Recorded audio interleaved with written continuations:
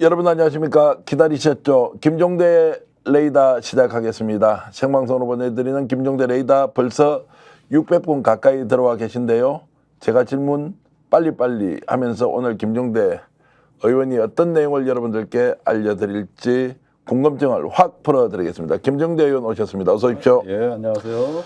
자, 02800-7070 이야기부터 시작하겠습니다. 제가 주목했던 것은 이 전화가 실제로 같은 사람 중에 주진우 지금 해운대갑 국회의원이 나옵니다. 그 당시에 이제 법률 비서관이었지 않습니까? 네. 이 사람이 국회에서 했던 이야기, 자 최상병 죽음이 뭐 장비에 비유하고 뭐 이랬지 않습니까? 네, 네. 이것하고 연관시키는 건 좀 무리합니까? 아직까지는 연관관계가 잘 안 보여요. 네, 예. 아마 그 사건과 군사법원 체계에 대한 이해가 좀 풍부하다면은 그런 발언이 나올 수가 없는데 어설프게 알고 무식하게 발언한 거거든요, 그게. 네, 근데 반면에 그 통화 내역을 보면은 제일 먼저 그러니까 사건 발생이 막 되던 시기에 예. 조태영 안보실장에 이어가지고 주진우 통화가 나오는데 매우 이른 시간이에요, 사건 초기에. 그래서 요 부분을 보면은 주진우가 계속 이 사건을 관찰하고 개입한 흔적이 나와야 되는데 이거 한 건이거든요. 근데 전화라는 것은 전화기가 한 대만 있는 것도 아니고 뭐 여러 군데 전화가 있을 거고 개인 폰도 뭐 썼을 수도 있고. 근데 이제 이시원 공직기강 비서관 굉장히 많거든요. 네, 임기훈 국방비서관하고도 통화하고 또 저기 유재은 법무관리관하고도 통화하고 이렇게 막 교차되는데 여러 라인에서 발견이 되는데 아직까지 주진우가 그 라인에 통화 기록은 없어요. 그러면 02800-7070 누구 전화기입니까? 지금 뭐 대통령실 이번에 확인해 보니까 경호처로 바뀌었다라고 하는데. 그러니까 경호처라면 워낙 광범위해가지고 이건 뭐 누군지는 알 수가 없죠. 네, 단지 이제 변호인들이 그때 처음 수상한 전화번호다고 해서 전화를 한 적이 있었는데 여직원이 받더라. 그런데 어디냐고 묻더니 우물쭈물하더니 황급히 끊더라. 그게 우리가 통화한 거의 마지막이거든요. 우리가 지금 추측하고 있는 것 중에 대통령실 본관 5층에 있는 것은 확인이 됐습니까? 그것도 알 수 없습니까? 그것도 아직 알 수가 없어요. 네, 그러니까 경호처로 명의가 왜 바뀌었는가도 이상하고 예. 그다음에 이게 언론에 나간 5월 이후로 또 회선을 갖다가 완전히 폐쇄했다가 또 다른 날에 바로 개통을 했거든요. 이 자체가 미스터리예요. 왜 그랬을까? 뭔가 기록을 지워야 되는 상황이 있었다. 또는 다음에 그러니까 수사가 무언가가 되더라도 비상 조치가 들어간 건 맞아요. 그 무언가 어떤 걸로 의심할 수 있습니까? 글쎄요, 이게 최초 전화가 여기서부터 모든 시작이 이제 보이니까. 네, 근데 물론 보니까 조금 더 앞에도 통화한 걸로 돼 있는데 이런 부분들을 보면은 무언가 최초 발신지 대통령 경로의 전달 루트를 숨기려 했던 거 아닌가 이런 추측을 해볼 수가 있는 것이죠. 반면에 대통령 경로가 이 전화로 갔든 어쨌든 그 뒤에 이제 모든 통화량이 폭발적으로 늘어나거든요. 갑자기 한두 시간 동안 60통으로 증가하게 되니까 이게 이제 시작점이었다고 하면은 그 말하자면 빅뱅이 일어난 지점이 어디냐 이런 점에서 이제 한 가지 미스터리가 남아 있고 또 한 가지는 이게 최근에 그 모든 사태를 악화시킨 주범은 김용현 경호처장이다. 네, 이런 증언이 나왔단 말이에요, 녹취록에. 그리고 그 사안하고 연결을 시켜봐야 되겠죠. 자, 그러면은 경호처에서 전화를 했다고 하면 혹시 대통령이나 김건희 여사가 아니라 경호처장이 직접 나서서 전화했을 수도 있다라고 우리가 의심하면 좀 지나칩니까? 있습니다. 그러니까 그동안에 경호처의 이제 내선 번호를 우리가 모르기 때문인데 이 송 씨 주장이 이게 조금 너무 강해요. 송 씨가 해병대를 쑥밭으로 만들어 놓고 수사 외압에 대해서 메인으로 한 게 거기 김용현 차장이다. 그러면서 뭐 군 인사, 군 문제, 군 관련은 거기가 다 이렇게 만들어놨다. 그러면서 김용현한테 완전히 표적을 삼는데 김용현 경호처장의 그 개입설은 이 사건 초기부터 있었죠. 소문은 작년 났지만 실제로 8월부터. 이름이 등장하지는 않았습니다. 예. 왜냐하면 수법이 옛날에 자기가 사단장 할 때 일어날 때 그 병사 사망 사건을 왜곡 은폐했던 네, 사건하고 너무나 전개가 비슷해서 그 군사법원 또는 군 검찰의 영향력이 있을 법한 이런 인물을 의심할 때 대다수 사람들은 김용현 처장이 아니냐 이런 의문을 제기했었죠. 대통령의 경로 이후에 실제로 그 내부에서 주도적으로 업무 처리한 사람은 김용현 처장이었다라고 의심할 예, 수도 있다. 그렇죠. 그러니까 장관이 이제 육사 42기고 김용현이 38기, 40기네요 장관이 2년 후배거든요. 네, 그리고 장관 자체를 추천한 사람이 김용현 처장이라고. 네, 그리고 이제 그 촘촘하게 엮여 있는 육사 선후배 관계를 감안했을 때 이 김용현 처장은 당연히 의심선상에 오르고 그 다음에 통화 기록도 나옵니다. 이종섭 장관하고. 그러면은 왜 경호처장이 장관하고 저렇게 통화를 하지? 이런 게 이제 8월 3, 4일부터 나오니까 그때 이제 고석 변호사라고 그 또 의외의 인물이 등장하고 이렇게 보면은 전체적으로 봤을 때 경호처장에 대한 의심의 시선들이 상당히 자, 많습니다. 경호처장이 진두지휘했다면 이것은 이제 법적으로 심각한 문제가 되는 것 아닙니까? 아니, 이거 누가 지휘해도 문제죠. 누가 지휘해도 누가 하든 문제인데. 제3자죠. 그럼 혹시 경호처장이 주도해서 했다고 하면 윤석열 대통령 빠질 수 있는 겁니까? 아니 모든 건 윤석열 대통령 경로로부터 시작했는데 그걸 누가 컨트롤 타워 컨트롤 타워 역할을 했다는 했느냐. 것을 예. 자, 김용현 경호처장이다. 상당히 높게 보고 계신 거죠. 이 부분은 꽤 많은 사람들이 이야기하고 있는 건 사실인데 아직까지는 확인된 게 없어요. 통화 기록 외에는 나온 게 없습니다. 그러니까 증거가 없기 때문에 굉장히 조심스럽게 김종대 의원님 말씀하신다고 생각하겠습니다. 그런데 경호처는 이제 입장문을 내고 허위 날조다. 임 사단장 구명로빗을 제기하는 것은 사실에도 근거하지 않고 허위 날조다라고 강력하게 반발하고 있습니다. 그 사람 뭐 원래 거짓말하는 사람인데 경호처장 뭐 저에 대해서도 뭐 고발했지만 아직 기소도 안 됐는데 네, 말은 원래 저렇게 세게 해요. 세게 하고. 말은 원래 세게 하는 사람이에요. 뭐 금방 잡아 먹을 듯이 하더라고. 그런데 뭐가 허위 날조인지 좀 정확히 얘기를 했으면 좋겠는데 누가 얘기한 허위 날조를 얘기하는 거냐? 전화번호가 지금 공개되었다. 경호처 관련 있는 거 아니냐? 아니 그러면 아니라 그러면 되는 거지. 뭘 뭐 허위 날조 가만두지 않겠다는 건 또 뭐야? 그 전부 다 저 사람들 말하는 그 싹수를 보면은 왠지 너무 강한 부인, 필요 없는 강한 부인이 오히려 더 수상해 보인다. 지금까지 이시원 공직기강 비서관이 주도해서 뭘 좀 했을 것이다라고 생각했지 않습니까? 네. 이게 이제 비켜가고 있습니다. 갑작스럽게 이제 경호처장 김용현 처장이 등장했고, 이 사람이 주도했다고 하니까 전체적으로 그림이 맞춰져서 역할 분담이 이렇게 이루어졌을 수 있다. 이렇게 저는 보는데 어떻습니까? 네. 근데 경호처장이 이 최혜병 사건에 대해서는 잘 알 겁니다. 그 직후에 대통령 저도 휴가 갈 때도 따라갔을 것이고 모든 대통령 밀착해서 일정을 수행한 사람이기 때문에 모를 수는 없죠. 대통령이 뭐 펄펄 뛰고 완전히 뭐 거의 뭐 광기에 가까웠는데 그거를 뭐 옆에 있는 최측근이 모른다 그러면 말이 안 되고 단지 이렇게 간헐적으로 나오는 통화 기록 이걸 연결시키는 어떤 그 매개체로서 경호처장이 저는 역할이 있을 거라고 봅니다. 그런데 이게 무엇을 의미하는 건지 이런 부분은 사실은 공수처에서 이걸 확인해 줘야 돼요. 자, 경호처장까지 지금 수사 선상에 있긴 합니까? 없어요. 아직까지 없었습니까? 없었어요. 자, 그럼 이게 이제 드러난 이상 수사하지 않을 수 없다 이렇게 봐도 됩니까? 아니 이런 식으로 해서 수사받은 사람은 없습니다. 아직까지. 그러니까 반복적이고 뭔가 롤이 구체적이고 이런 사람들이 주로 피의자 신분이 돼 있는데 이 전화 한 통으로 피의자 신분이 되기는 어려울 것 같습니다. 이건 너무 조금 아직은 미약해요. 지금 경호처장은 이제 어제 오늘 이렇게 보도가 된 내용이니까 국회 탄핵 청원 청문회에도 뭐 정인으로 지금 채택이 돼 있지 않은 상태지 않습니까? 네.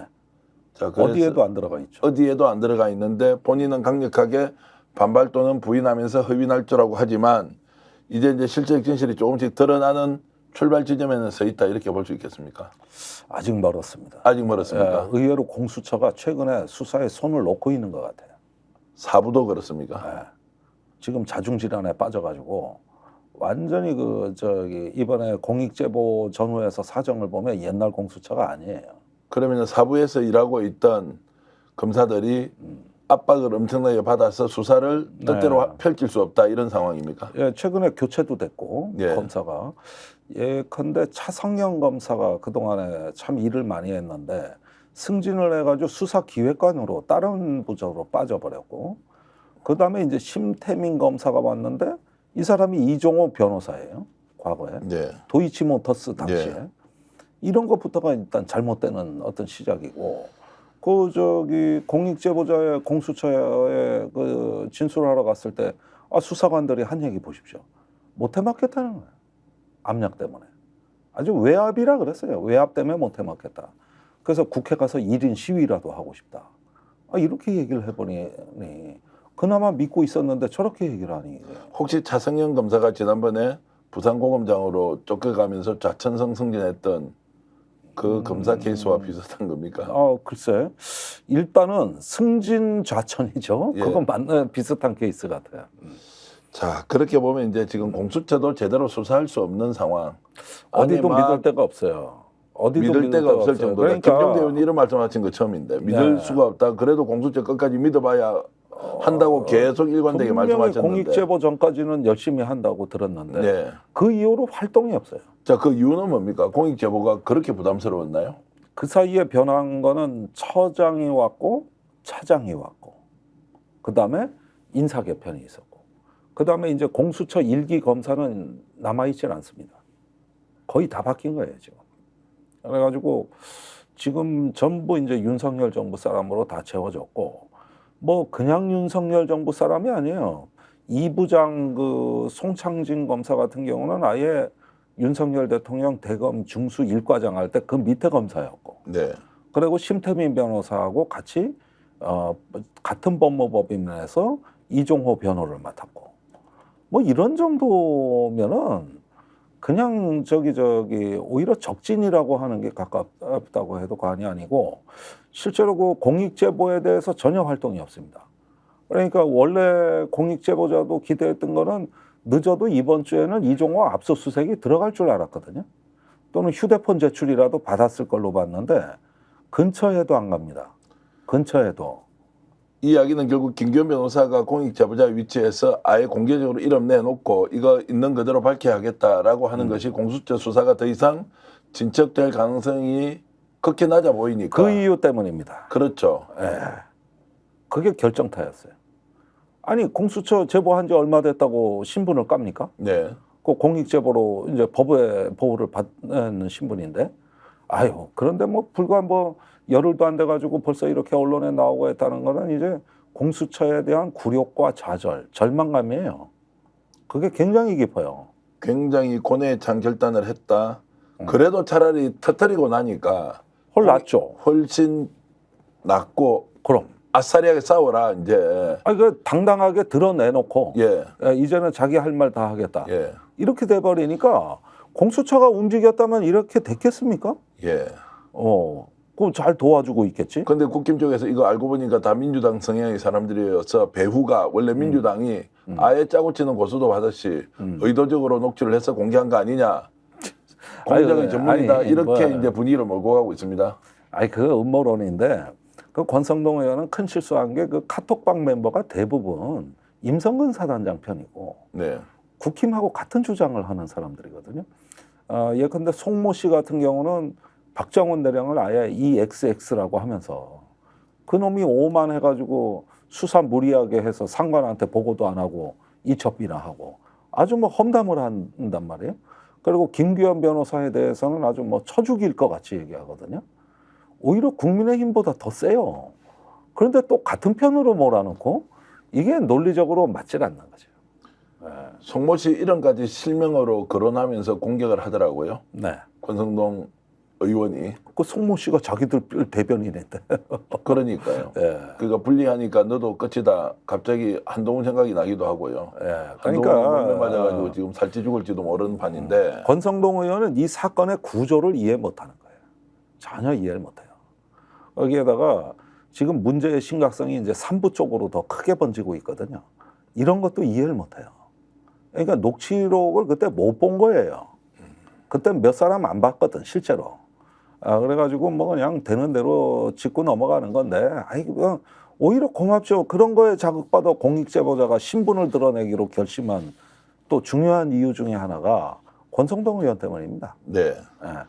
자, 민주당이 배후에 있다. 또는 김규현 알고 보니까 민주당 성향의 변호사였다. 이런 것이 먹힐 줄 알았는데 안 먹혀요. 생각보다 먹히지 않아요. 아니 그건 왜 그러냐면 이종호 씨도 김기현이 민주당으로 출마한 걸 다 알거든요. 네. 그 전부터 출마하기 전부터. 빨간당으로 오라고 또 이야기가 있잖아요. 그러니까 다 알고서 한 얘기이기 때문에 그건 아무 상관이 없고, 그리고도 4월에도 통화가 또 되거든요. 이종호 씨하고. 최근에도 됐어요. 그러니까 그거하고 별 상관이 없고, 두 번째로 정치적으로 이용해 먹을 것 같으면 총선 때까지 왜 여태까지 있습니까? 네. 정치적으로 아마 제일 좋은 기회였고, 그거 깠으면 공천 받는데 도움이 됐을 건데, 김규현 변호사가.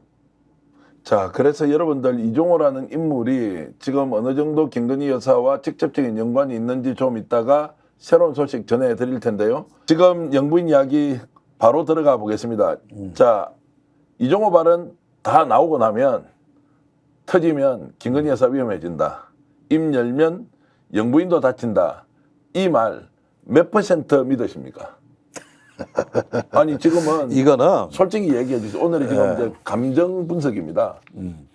근데 이종호가 입 열면 영부인이 다친다. 네. 제가 이 말을 들을 때 좀 소름 끼치는 이유가, 이거 제가 원래 올해 초부터 했던 얘기예요. 예.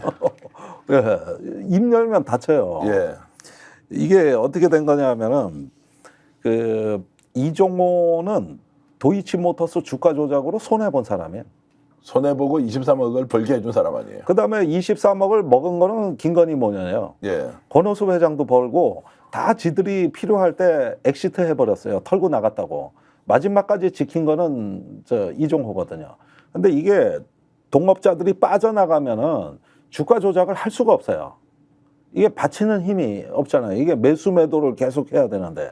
그래서 먼저 올랐을 때 빠져나가는 게 배신자인데, 그게 권오수 김건희였다고. 그러니까 돈은 거 갖다 벌고, 이종원 마지막까지 있다가 손해만 봤는데 사법 처리 누가 받았냐. 감옥도 갔다 왔잖아요. 감옥도 갔다 오고. 예. 그러니까 영부인은 아무 일도 없고 돈만 꿀꺽. 그리고 영부인 통장을 관리한 사람도 예. 이종호고. 그러니까 이런 것들을 보면은 엄청난 배신감인데, 근데 이종호가 사업적 기질이 있다고요. 이런 걸 선과 악의 문제가 아니라 이걸 채무로 적립했다가 다음 사업에 써먹는, 이런 어떤 기본적으로 인내하면서 때를 기다리는 거지 이게. 야, 조금 전에 하셨던 말씀 우리 PD 꼭 핫토막으로 좀 만들어 주시면 좋겠네요. 예. 그런데 생각의 문제가 아니다.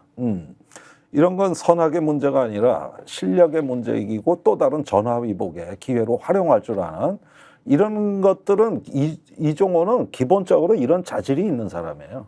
내가 이 사람 녹취를 다 봤다고. 네. 근데 첫째, 제가 이종호에 대해 말씀드리자면은 수미일관하다. 작년에 했던 말과 올해 하는 말이 사실관계에 어긋남이 없다. 그러니까 허풍이 아니라는 거예요. 그러니까 이 사람이 무언가 허풍쟁이라면은 작년에 했던 말을 까먹거나 아니면 실업 없는 얘기로 치부하거나 다른 말을 하거나 해야 되는데, 작년에 했던 말을 그대로 기억하고 올해도 또 재확인하고 또 이어붙이고 이러는 거 보면은 일관돼요. 그러지 이렇게 집중력도 없고 이 말했다 저 말했다 술 먹고 그 꼰대같이 말하는 사람도 전혀 아니에요. 그게 세속에서 얘기는 사기꾼 아니라는 거죠. 아니에요. 그런데 네. 이 사람이 영부인에 대해서 유달리 당당해요. VIP에 대해서 굉장히 당당합니다. 대표적으로 결혼도 우리가 시켜줬다. 근데 그 말은 또 무슨 말이에요? 결혼을 어떻게 이 사람이 시켜줘요? 그건 삼부토건 얘기예요. 그러면 삼부토건 조 회장과도 잘 안다, 회장. 이종호가. 예. 그러니까 삼부토건의 조 회장이 김건희 여사를 윤석열 당시 검사한테 소개시켜줬다. 그건 알려져 있고. 네. 뭐 심지어는 이것까지 오늘 내가 어디 방송 나가는 국민의힘 패널이 부인해가지고 내가 할 말이 없던데, 그거는 지금까지 거의 정설화돼 있다고요. 그리고 그게 지금 정설이 아니라고 얘기하는 사람도 있습니까? 많아요. 이제 와서 생떼를 쓰죠. 그럼 어떻게 두 사람이 만나도 그 사람들은 얘기합니까? 그거야 뭐 진짜 그냥 무책임하게 얘기하는 거니까. 예, 예. 그렇다 치더라도 지난 대선 때 윤 대통령이 삼부토건 전 조 회장하고 아는 사이라는 걸 시인을 했어요. 최근엔 연락을 안 한다 이랬을 뿐이죠. 예. 그다음에 누가 뭐래도 김건희하고 이종호는 뗄래야 뗄 수가 없는 관계예요. 그런데 하필이면은 이종호가 삼부토건하고 이제 깊숙이 관계를 맺기 시작했어요. 여기서 얘기하는 우리들이라는 거는 이종호 본인 개인만이 아니라 삼부토건까지 포함하는 개념입니다. 네. 그래서 우리가 결혼시켰다 이런 얘기예요. 굉장히 당당해요. 그 다음에 이제 여사에 대해서는 뭐 나는 말투를 그렇게 봤어요. 뭐 내가 다 돈 벌어줬고, 내가 다 해줬고, 그 감옥엔 내가 갔다 왔고, 그 결혼한 것까지 내가 다 알고 있고 이거란 말이에요. 그런데 삼부토건이 팔렸어요 작년에. 다른 어떤 무슨 로봇이더라 또 잊어버렸네. 거기 회사에 팔렸는데 그 새로운 인수팀하고도 일을 하고 있단 말이에요. 네. 이종호가. 그런데 그 새로운 그 사주가 라임 사태에 500억 횡령해가지고 지금 서울고치소에 가 있는 지금 조 회장, 옛날 조 회장이 아니라 그 아들이에요. 그런데 이종호 씨는 뭘 아냐면 그 아들이 실소유주라는 걸 알고 있어. 네. 그런데 그걸 잘 봐야 되는데. 그래서 그 구치소에서 50여일을 더 머물도록 했죠. 넉 달이에요. 넉 달을 넉 달을 더 머물도록 했는데. 네. 근데 여기서 이렇게 잘 보면은 그 대화 내용을 몇 번이라도 다시 봐야 되는데 그 아버지가 그 아들이 이제 이렇게 그 사기해서 감옥에 가 있고 뭐 그러니까 20년형을 받았죠. 그 아들 주식을 처분해 버린 거예요. 네. 이런 지분 이야기가 나온다고. 야, 오늘은 거의 미스테리 극장으로 지금 빠져들고 있는데. 이건 미스테리 극장이죠. 그랬는데 이 이야기가 막 나오고 이러는 거에 왜 이렇게 그러면은 일가의 일에 깊숙이 개입을 했느냐, 어떤 인연이냐, 그건 아직까지 확인은 안 됐지만 그 사이에 중요한 일이 있었잖아요.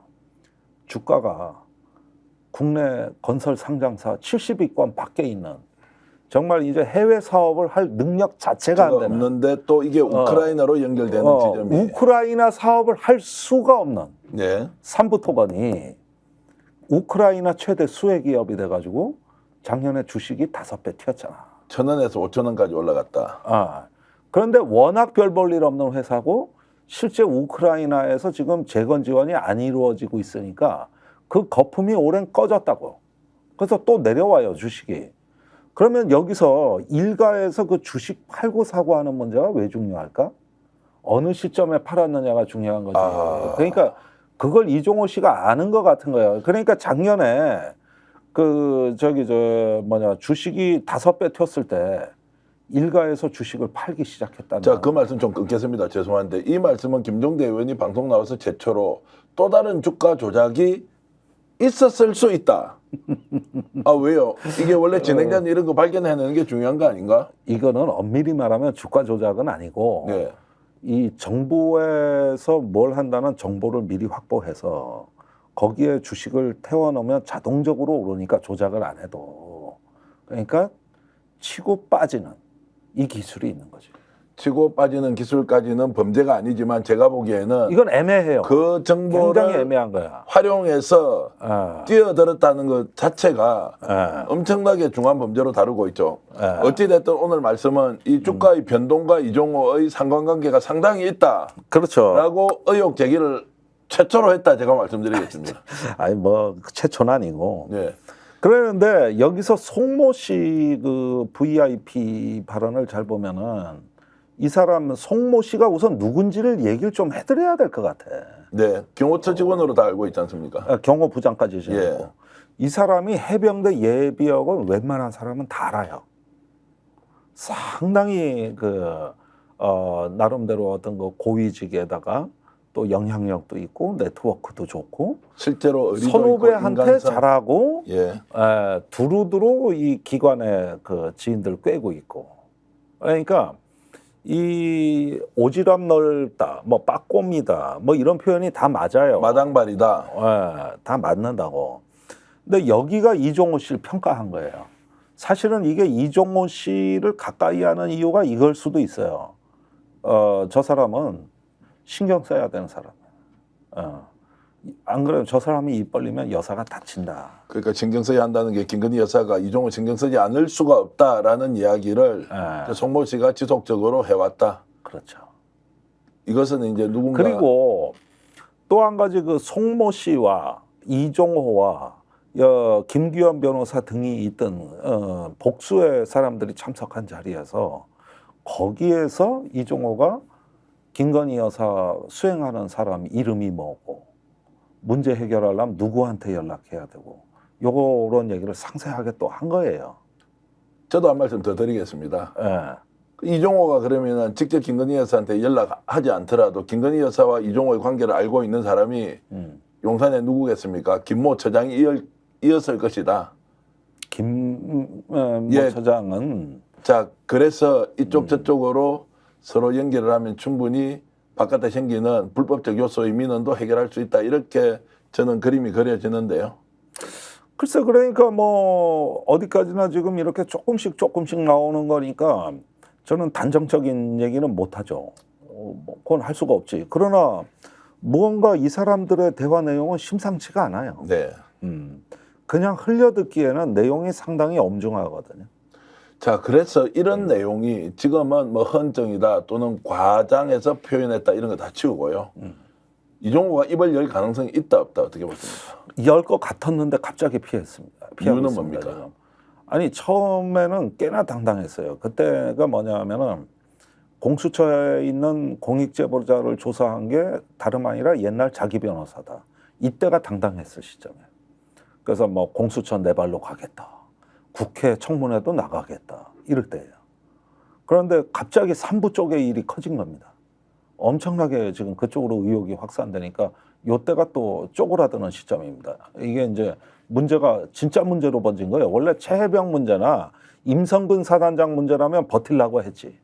그러나 산부 문제는 그렇지가 않아요. 그러니까 주가 치고 빠지기든 제가 말씀드린 조작이든 거기에 연관됐을 가능성에 대한 예방적 조치가 있었다.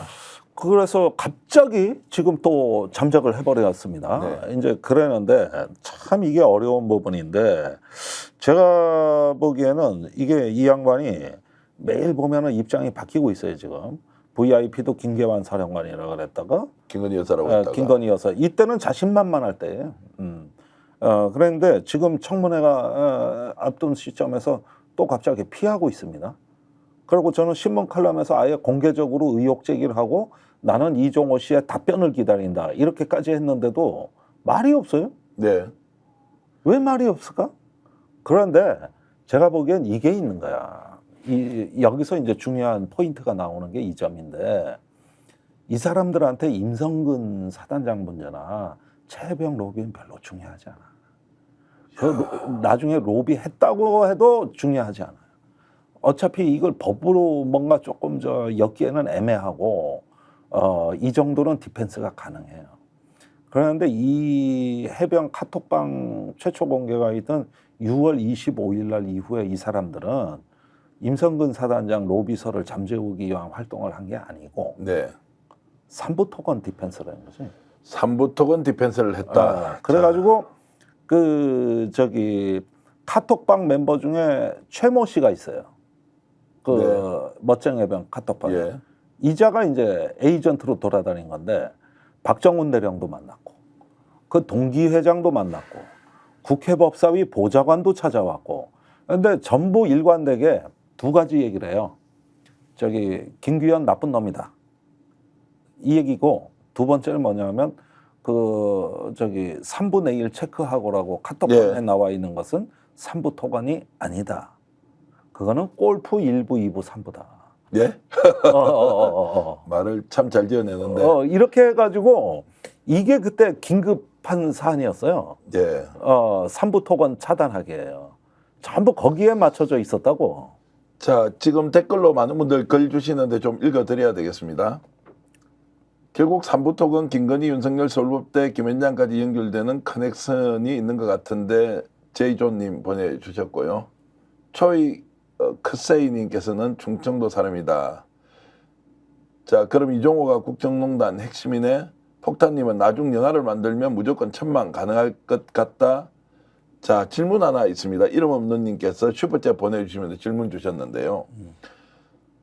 윤석열이가 자꾸 우크라이나 지원해주겠다고 주기적으로 운을 떼는 이유가 삼부토건 주가를 올리기 위한 것일 수도 있다는 것을 의심할 만한 대목이 있습니까? 라고 이제 하셨는데 의심을 할 수는 있다 이렇게 대답을 할 수 있습니까? 그런 게 있죠. 예를 들면은 그 삼부토건에 대해서는 명시적으로 이렇게 직접 지명을 안 했지만은 작년 5월 17일 날 우리 정부가 파격적인 발표를 합니다. 우크라이나 재건 지원 발표인데 우리 그 대외경제협력기금이라고 있습니다. 이걸 활용해서 우크라이나에 100억 달러를 지원하겠다. 네. 100억 달러입니다, 이거. 그리고 100억 달러면 이제 10조입니다. 13조. 예, 예. 그런데 이 발표가 있고 원희룡 장관이 여러 부처와 기업들이고 이제 우크라이나에 그 다음 달에 들어가죠. 그리고 나와가지고 저기 그 삼부토건이 이제 저 우크라이나 뭐 이름도 모르던 뭐 어떤 건설회사하고 뭐 MOU 사인도 하고 그래요. 사실 그거 아무것도 아니에요. 그리고 연말에 11월쯤 되면 그 다음에 7월에 이제 윤석열 대통령이 우크라이나를 가죠. 그 다음에 추경호 저기 부총리가 장기 저리 융자 이걸 우크라이나에 발표하고 그 다음에 6대 패키지가 발표돼요. 그게 뭐냐면은 우크라이나의 스마트 시티, 댐 건설, 주택 건설, 뭐 상하수도 재정비, 도로 건설 이런 겁니다. 이게 이제 6개 패키지를 발표해요. 이거 다 쇼입니다. 무슨 얘기냐? 주가 띄우기 위한 수조다. 그때 재건 지원 이런 거 들어갈 때가 아니에요. 사실은 지금도 아니야. 네. 그러니까 이렇게 해가지고 삼부토건이 우크라이나에 갑니다. 그래서 언론에 나온 건 뭐냐면 삼부토건 관계자가 우크라이나 대통령실을 접촉했다고 돼 있어요. 대통령실을 접촉했다. 자, 이거는 정부가 앞서서 해준 거거든요. 그랬는데 이렇게 해가지고 뭔가 성사될 사업이 있고 사업이 미리 뭐 수주라도 받을 수 있는 거 아니야? 전쟁 끝나기 전에도. 그러면 공시를 해야 된다고. 사업 공시를 하고 또 이제 주식 시장이 흔들리지 않도록 여러 가지 있으면 있다 없으면 없다 하고 뭐 해외 사무소를 냈다든가 이런 거라도 나와야 돼. 근데 아무것도 없어요. 아무것도. 그러니까 쇼라는 거예요. 그러니까 이게 쇼고 그리고 올해 와서는 또 그게 거품이 꺼져가지고 또 주식이 쭉 내려와요. 아니 곧 수주를 한다고 작년에 그랬을 때는 왜 그랬고 지금 그 곧 터진다는 재건 지원은 아직도 안 터지고 있고 그리고 저기 정부가 그렇게 우크라이나에 대해서 마구잡이로 발표하는 동안에 그때 미국 유럽에서는 다 손을 떼고 있었다고. 이게 재건 지원이 1000억 달러가 드는데 1조 달러가 드는데 그 돈을 댈 나라가 없는 거예요. 한국만 이러고 있었어. 한국이 그러면 1조 달러 드는데 100억 달러 준다고 해서 그거 갖고 재건 지원 붐이 일겠습니까? 다른 국가도 돈을 내야 이게 전체적으로 가는 거지. 그 말씀은 결국 이제 주가 띄우기와 관련이 있었다. 여기에 대해서 이종호가 굉장히 지금 부담을 갖고 숨었던 것과 뭔가 연관이 아니 그러니까 있다, 뭔가 그러니까 이 정과정이 있었는데 예. 그리고 주가가 올라가고 뭔가 지분이 움직이거든요. 예. 사주의 지분이 움직이는데 이 부분을 그 부자 간의 문제를 분명히 이종호 씨는 무언가 관여를 하고 있어요. 그러면은 자 여기에서 이제 등장하는 게 뭐냐면 라임 사태와 삼부토건은 하나로 묶여 있죠. 예. 그다음에 그 라임 사태에서 흘러오는 사이에 도이치모터스의 1차 주포가 있어요. 거기 이모 씨. 예. 그 사람이 여태까지 별로 떠오르지 않았던 인물이에요. 거기가 또 등장해. 이번에. 라임에서 3부로 넘어오고 네. 또 등장해. 그러니까 이 도이치모터스 주가 조작, 그 라임 사태, 삼부토건까지 동일 인물들이 쭉 등장하는 거예요. 똑같은 인물들이. 저희 뇌피셜로는 예. 이게 삼보의 주가 등락과 주식 거래 그리고 지분 처분, 우크라이나 재건 지원 이런 것들이 연관이 되면서 막연하지만 그냥 스크린처럼 지나가는 사람들은 있습니다. 거기에 대한 지금 문제 제기를 김종대 의원이 하신다고 보고요. 제가 이제 궁금한 거 좀 질문을 드려야 되는 더 속도감 있게 하겠습니다. 김건희 여사, 윤석열 대통령이 지금 이 사안과 관련돼서 굉장히 심리적으로 압박을 받고 있습니까? 아니면 정정당당하게 무슨 소리냐라고 지금 하고 있습니까? 어떻습니까? 글쎄, 내가 물어본지도 못했고 그거는 알 수가 없죠. 그런데 무언가는 있어요. 무언가는. 이게 지금 그냥 넘어갈 일은 아니에요. 그리고 금감원이 팔 걷어붙이고 조사하면 나올 수밖에 없는 거예요. 사주의 지분이 어떻게 움직였는가. 그 다음에 쭉 떨어진 다음에 다시 매수한 것도 같아요. 일부 전문가들 얘기예요. 그래서 이것을 알고 있는 김건희 여사가 지금 제가 어제 모 국회의원으로부터 들었던 이야기 하나 여러분들께 해드리겠습니다. 극도의 불안정 상태에 놓여 있다. 지금 상황이 앞으로 어떻게 펼쳐질지 모른다라는 얘기를 실명 밝힐 수는 없지만 그 이야기가 실제로 모 언론사를 통해서 흘러나오고 있다. 근데 지금 나라가 온통 여사판입니다. 완전히 여사판이에요. 하나둘 확인되는 것이 아니라 거기에와 관련된 정언들이 이제 메이저 언론사들에서도 지금 흘러나오고 있다. 김건희 여사와 관련된 얘기들이. 아니 조중동이 김건희 여사 칼럼을 다 쓰고 있으니까 지금. 예. 지금 전 세계가 한국 대통령 이름은 몰라도 여사 이름은 아는 것 같아요. 하도 기사가 많이 나와서 마리 앙뚜와네트 이후로 아주 폭발을 했으니까. 우리가 보통 이야기하는 메이저 언론사 중에 하나는 만약 이 문제를 가지고 우리를 공격하면 우리는 다 녹취돼 있다. 이게 이제 무슨 판이 되는 겁니까? 다 녹취돼 있다는 것은 터뜨려버리겠다, 언론이. 얼마나 전화를 많이 했으면 언론이 다 녹취를 해놨겠습니까? 무섭죠. 자, 이렇게 가니까 완전히 고립된 상태에서 이 상황을 어떻게 돌파해 갈지 용산 윤석열 대통령과 김건희 여사 앞길을 헤쳐나가지 못할 만큼 불안한 상태다. 요 정도까지 이야기하면 여러분 어떻습니까? 김종대 의원이 목숨 걸고 지난 2년, 1년 몇 개월을 추적했던 내용의 결과가 사필 규정, 반드시 잘못한 자는 처벌받게 돼 있고 어떤 경우에도 진실을 영원히 숨길 수는 없다. 그러나 너무나 빨리 드러나서 정권의 존폐가 걸려있는 상황까지 왔다. 김종대 의원 고맙습니다.